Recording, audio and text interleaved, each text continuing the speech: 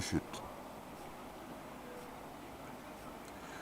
Tous les signes cliniques qu'on voit sont un résultat visible de l'interaction entre trois stratégies, celle du parasite, celle de l'hôte et celle du traitement.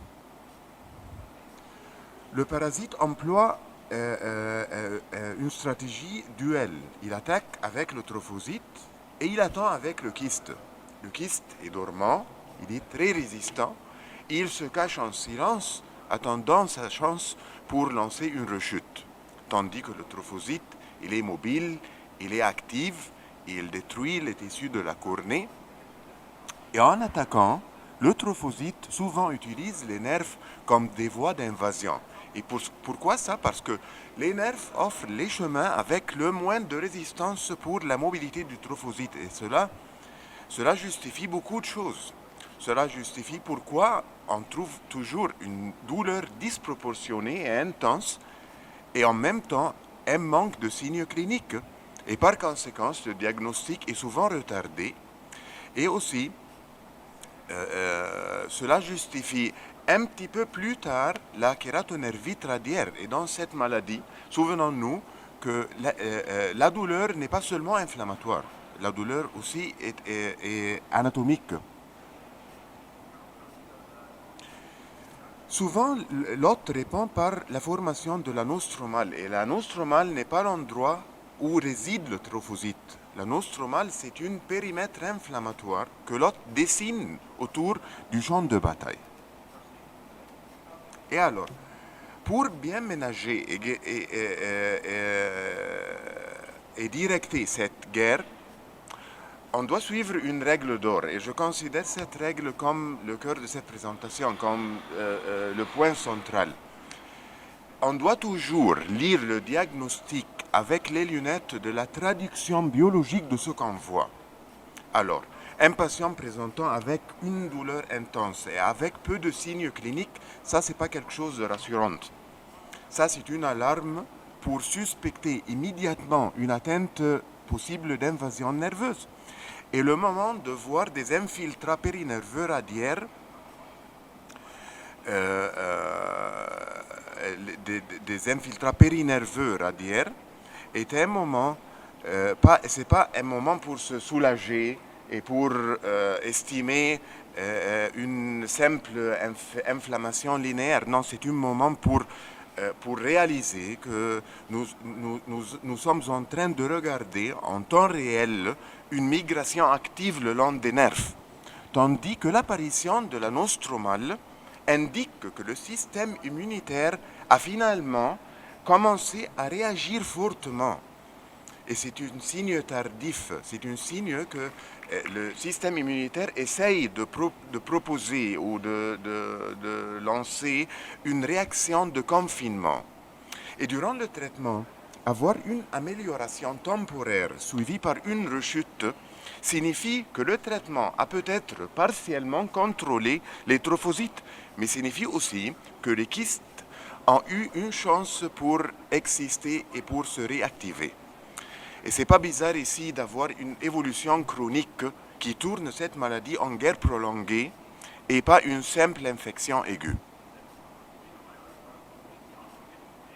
Et c'est pour cela que la stratégie thérapeutique doit être considérée toujours comme une stratégie de siège, suivant les 4 règles de suspecter tout et de confirmer rapidement, mais aussi de traiter pour longtemps et de ne pas confondre, de jamais confondre l'inflammation et l'infection active. Et ça, c'est difficile, mais c'est très important à n'importe quel point du temps. Et pour converser cette stratégie en conseils pratiques, premièrement, il ne faut pas attendre les signes tardifs comme l'apparition de la nostromale ou les denses infiltrats inflammatoires. Et le meilleur moment pour suspecter la maladie, c'est avant qu'elle ne devienne classique. Et pour cela, il faut surveiller un petit peu plus que la taille de l'ulcère, parce que mesurer seulement la taille de l'ulcère est insuffisant. Et c'est pour cela qu'il faut surveiller l'intensité de la douleur. Il faut remarquer l'évolution de la nostromale et l'apparition ou la disparition des signes périnerveux. Et il faut aussi documenter précisément et exactement et à chaque visite la sévérité de l'inflammation qui peut être mesurée par la densité des infiltrats stromaux. Le traitement doit être suffisamment intensif et rapide pour attaquer les formes actives, mais aussi suffisamment prolongé pour empêcher les formes kystiques de réapparaître. C'est beaucoup mieux de commencer par une seule monothérapie bien conduite, parce que les données modernes les plus solides, comme l'essai randomisé contrôlé ODAC, et ODAC veut dire Orphan Drug for Acanthamoeba keratitis. Cet essai a montré que la monothérapie par polyhexanide 0,08%, cette monothérapie n'était pas inférieure en pratique à la stratégie combinée. En effet, les résultats étaient très comparables avec même un léger avantage numérique en faveur de la monothérapie. Et ça, c'est l'une des raisons pour lesquelles le polyhexanide a reçu une autorisation européenne sous le nom commercial d'Acantior pour le traitement de cette kératite.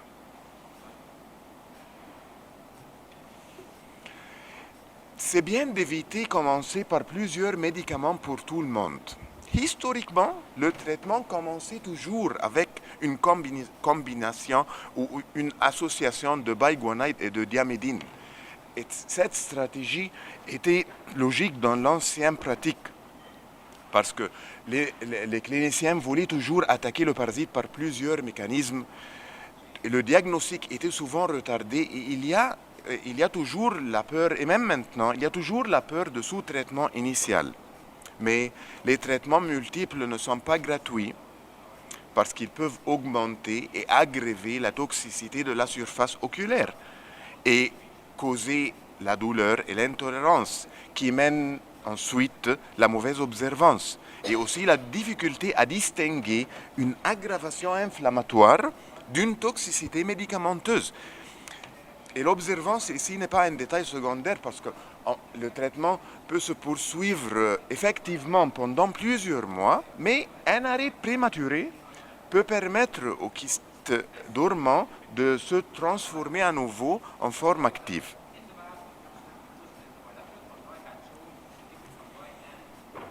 Mais aussi, il reste à dire que c'est très raisonnable de commencer par plusieurs médicaments dans certaines situations. Par exemple, lorsque le polyhexanide n'est pas dispensable ou quand nous sommes obligés à employer des agents à concentration plus faible ou lorsque le cas est avancé ou menace le pronostic visuel. Et finalement, les corticoïdes doivent être employés aussi tard que possible, mais aussitôt que nécessaire, parce que trop tôt, ils peuvent libérer le parasite et déclencher une catastrophe, mais trop tard, l'inflammation peut laisser une cicatrice visuellement destructrice. Et c'est pour cela que la décision doit être toujours ajustée en fonction de l'équilibre et de la balance entre l'intensité de l'infection et celle de l'inflammation et le degré du contrôle obtenu. Merci.